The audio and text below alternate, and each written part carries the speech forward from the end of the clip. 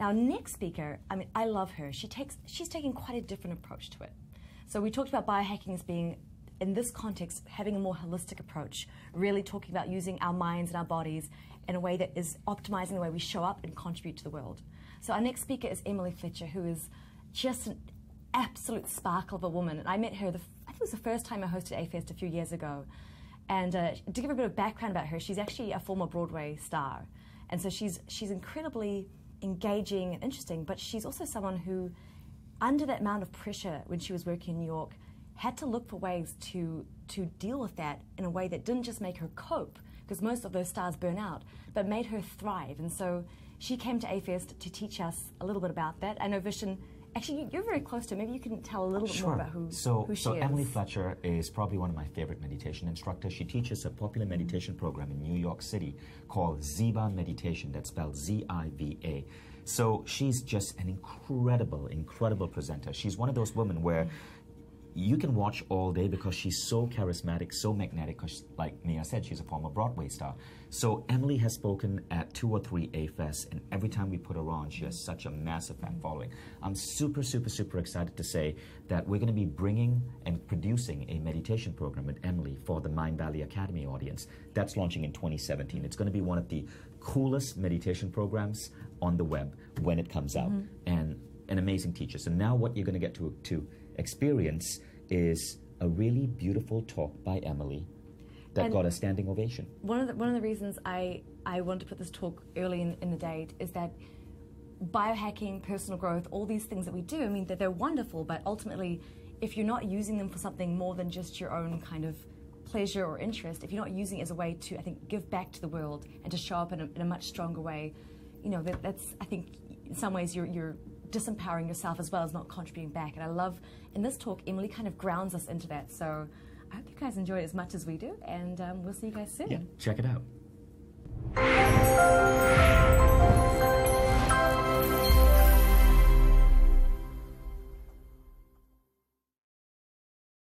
Hi, friends. Wow. What an extreme delight to get to speak to such stunning human beings in such a stunning location. And thank you, Mia, for that ridiculously kind intro. And thank you to Vishen and the entire A-Fest team for creating this. Now, if any of you guys have heard me speak before, you probably thought that I was going to get up here and talk about how meditation can improve your performance. And honestly, it would have been easy for me to get up here and talk about the neuroscience behind why meditation is the ultimate brain hack, how it can help you have better skin and increase your neuroplasticity and decrease inflammation and reverse your body age and get rid of depression and anxiety and insomnia and give you better parking karma and even give you a better boner without the injections. Just unstable. And that's all true, and it does. I've got such a lady boner right now. But you guys, I gave that talk at Dave's Biohacking Conference last year, and I've still got the brain octane oil to prove it. Now, don't get me wrong, I love biohacking, and I love orgasms. But as we are facing more and more dire circumstances as a species, I increasingly don't care what your resting heart rate is unless you're going to take action with your newly ketoned body. So, I bravely titled this talk, How to Save the World in 2 Simple Steps. You guys want to know what the steps are? Yes. I bet you do, but that would make for a very short talk, and I've got 19 minutes left to go. And before we can talk about how to save the world, we have to first get clear about what we're saving it from, right? So in my humble opinion, we are saving it from climate change, terrorism, and the fact that much of our food isn't food anymore. A trifecta I affectionately refer to as the 3 Big Scaries. Now, I know that we can't solve all 3 of these problems in the next 20 minutes, but what we can do is create a new model so that we can reframe how we see these problems so that we can start to take personal accountability for the solutions. So if we look at the fact that much of our food isn't food anymore, if we see that as the symptom, what's the underlying imbalance? Greed. And if we look at terrorism, the underlying imbalance under that is separateness. And if we look at the collective decisions that have led us to climate change, I propose that the underlying imbalance is actually something called the I'll be happy when syndrome, which is the mistaken belief that you can somehow acquire your way to happiness, right? So let's start with food. We all have to eat, right? And here's the thing, most of the food that we're eating these days isn't actually food, it's food-like products. Right? It doesn't resemble anything that came out of the earth. I was teaching a meditation course in San Francisco recently, and I went into a grocery store in a lower income part of town, and I really quickly realized that there was nothing there that I could actually eat. It looked a little something like this. You guys, our food has been genetically engineered, covered in pesticides, filled with preservatives, and the animals that are bred for consumption are oftentimes given hormones, they live in filth, and they're killed in ways that are unthinkably inhumane. Then it's wrapped in plastic, we consume it, and we're confused as to why we have allergies, depression, and obesity. Right? Yes, yes. So why? Why is this happening? Because most of us are shopping for food that is cheap instead of high quality. Right? And corporations have lobbied our politicians to protect the profit of the corporations making the food and not the health of the consumers consuming it. Right? So what's the underlying imbalance here? Greed. Now, corporations are feeding the majority of humanity right now, which is very different than what it was a few short decades ago. Right? We used to grow our own food or get it from local farmers. Think about how different our grandparents' food was than ours is. Like, all their vegetables were organic. Imagine them eating a Lunchables, right? Gross. So corporations have one priority, and that trumps all other priorities, and that's to make a profit, right? And their success is not judged by the quality of the product, but based on how profitable they are. Now, look, I like money as much as the next meditation teacher. And we're all like guilty of this, right? Because we're all running around trying to make money that we don't really take the time to prepare our food. Can you imagine taking the time to grow and prepare 3 meals a day, right? Like, who has the time for that? But here's the thing. If our food is making our children sick, it might be time to re-examine our collective values. So the next big scary we want to take a look at is terrorism. So according to the Global Terrorism Index, in 2014, the world experienced a 61% increase in terrorism. 61%. Imagine if you increased your body weight by 61%. I bet you'd do something about it. Now, this same study said that the main factors associated with terrorism are hostilities between different ethnic, religious, and linguistic groups, and also high levels of grievances between groups. So basically, we have a lot of unhappy individuals viewing some people as same and some people as separate. Now, before you can terrorize someone, you must first have an enemy. And before you can have an enemy, you must first see them as separate. It's a lot easier to do things like this to someone if you feel like you're harming an enemy and not harming yourself. Now, terrorism might feel like something that's like way far away and none of us are personally guilty of it, but if we agree that the underlying imbalance is actually looking at life from a place of separateness, then we're all guilty of it. The last time you cut someone off in traffic, you flipped someone off, you got mad at your mother-in-law, you chose, competition over collaboration. These are all acts of separateness. And if we continue to act under this illusion of separateness, we know how the story plays out. It's never a good one. Just want to check in with you guys. How you doing? This guy's face is like, I thought this was going to be like a relaxing guided meditation, and I'm looking at pictures of like terrorism. I bet, yes. So I bet if you were watching this on YouTube, you probably hit pause and go watch a cute animal video on YouTube. Well, sir, here you go. Pretty cute, huh? There's actually polka music under this. I mean, it's adorable, but it also illustrates that we're stronger together than we are when we separate ourselves from one another. Yeah.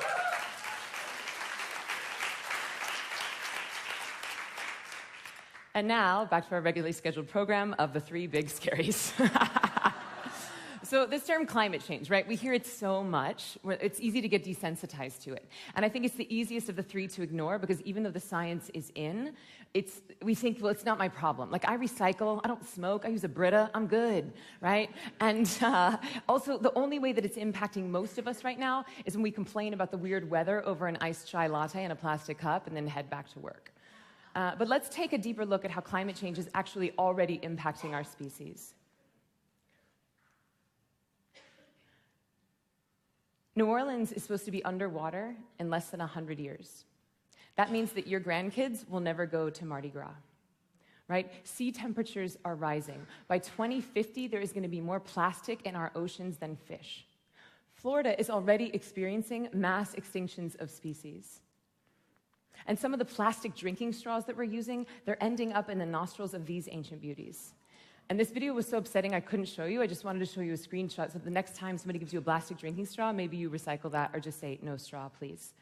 Americans use 2.5 million plastic bottles every hour. I'm going to say that again. Americans use 2.5 million plastic bottles every hour. To use something one time that takes 70 million years to go away doesn't make any sense. Now, my dear friend and student and Tony Award winner with a killer Twitter feed tweeted, her name's Laura Benanti, and she goes, sometimes I throw something away, and then I realize, oh wait, there is no away, there is only the earth and the ocean, right? Now, I'll give you, plastic has some redeeming qualities. It's cheap, it's light, and it's convenient. But when countries are going to war over water, we're going to see how truly inconvenient it was. So if climate change is the symptom, what's the underlying imbalance?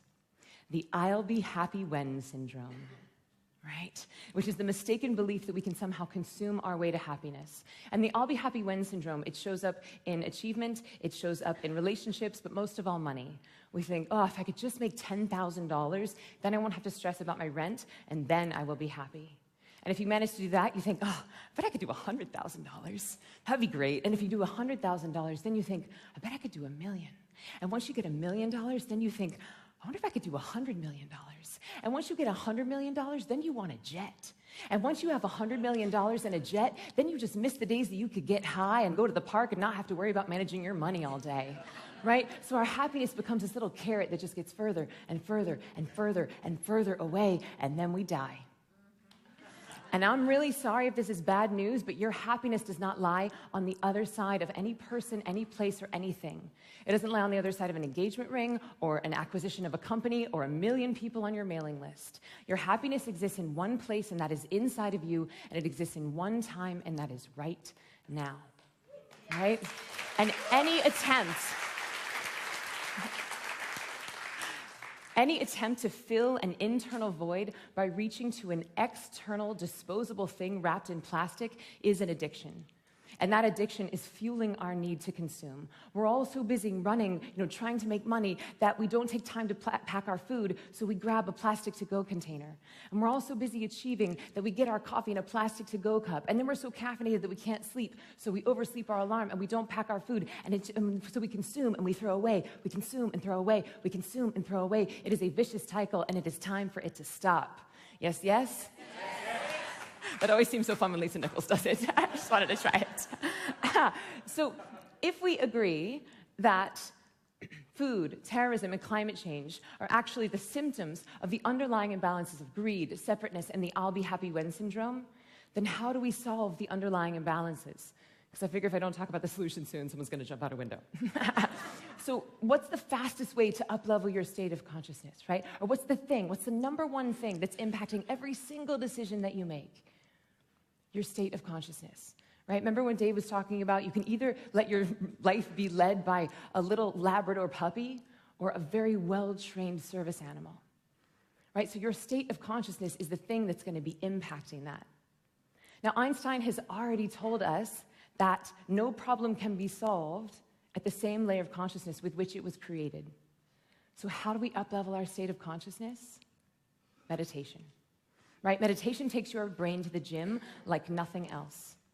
And I know that might seem like an oversimplified solution, but science has proven that when you meditate, and I'm not talking about any old guided visualization, I'm talking about an everyday, twice-a-day practice that helps you access a verifiable fourth state of consciousness.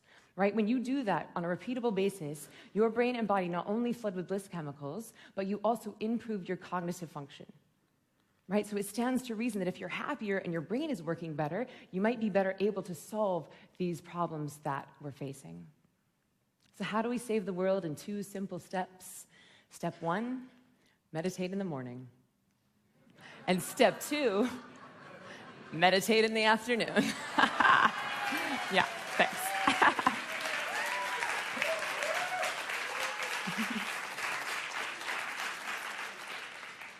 Because as you heal yourself, you help to heal the collective. And if all this is sounding a little bit too much like a Miss America platform speech for you, don't worry, I'm about to get to some neuroscience. And also, full disclosure, I was Florida's Junior Miss in 1997. Don't be intimidated. So let's start with climate change, right? How on earth could meditation help with climate change? Well, short answer, meditation is the fastest way to cure the I'll be happy when syndrome. Because within 30 to 45 seconds of practicing the style of meditation that I teach, your brain and body flood with dopamine and serotonin, which are bliss chemicals.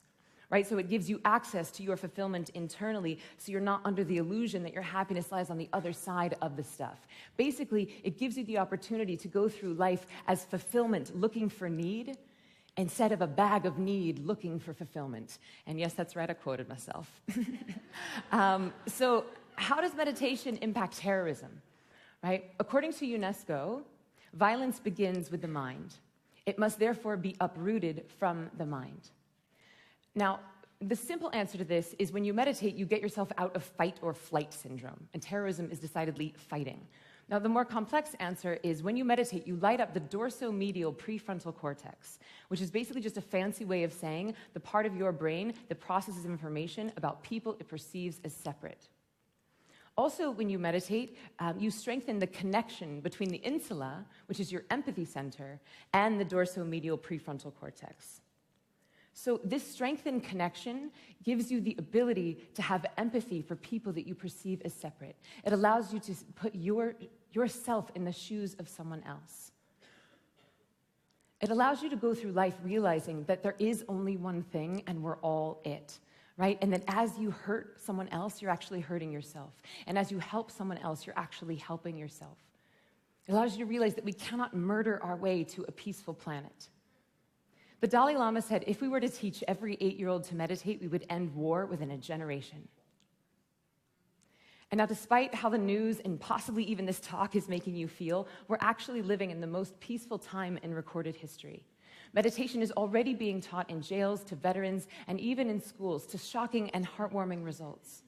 Right? In San Francisco, they've been teaching meditation for a year at this one particular school, and suspension rates have dropped by 45%, attendance rate has increased by 98%, and on a citywide study, this school had the highest happiness levels of any other school in the city. Yes. Mm-hmm.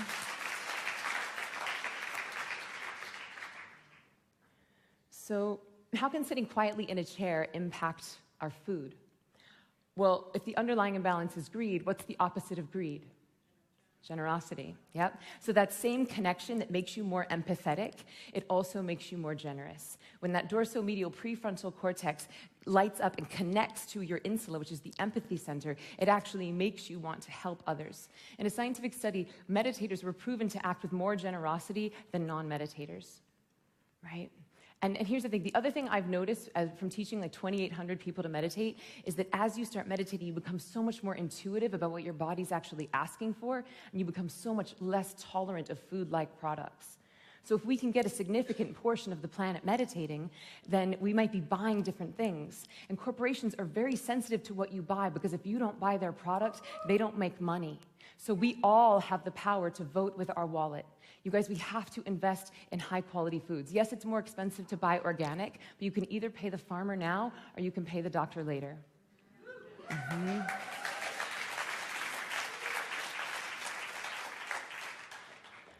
So to wrap all this up, right, if we believe that climate change and terrorism and the food crisis are actually symptoms of these underlying imbalances, then how do we solve the underlying imbalance? By up-leveling our state of consciousness. And how do we up-level our state of consciousness? Through meditation. I know it might seem too good to be true. You're like, wait a minute, you mean I can have better skin, better parking, karma, better sex, and do my part to save the world? Yes, Virginia, there is a Santa Claus, and it's called meditation. This is an exciting time to be alive, you guys. Neuroscience is catching up to what these Indian dudes have been saying for 6,000 years. right? You're no longer considered a total freaky-deak hippy-dippy if you step outside to meditate at work. And I know that if you're listening to this, then you have a deep desire to leave this world better than you found it. And I know that I'm probably saying a lot of things to you guys that you already know, but I want this to be a call to action, right? I want you to commit to your practice, and I want you to go to your tribes, to go to your communities, and let's get meditation taught in every school. Let's get it taught in every jail, right? So I'll leave you with this. If you don't yet have a meditation practice, what the bleep are you waiting for? And if you do have a meditation practice, how are you using your unique gifts to best save the world?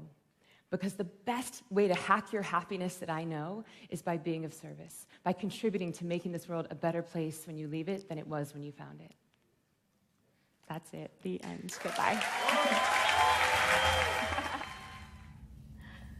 Hi guys, I'm so glad that you are enjoying Emily as much as we did. I think now you understand a little bit of what I was saying about someone who understands not just, I mean, she's an amazing technical meditation teacher, she's got that skill, but also the wider context of why we should be doing meditation, why that's such a powerful biohacking tool, not just for ourselves, but for our communities, for our entire world.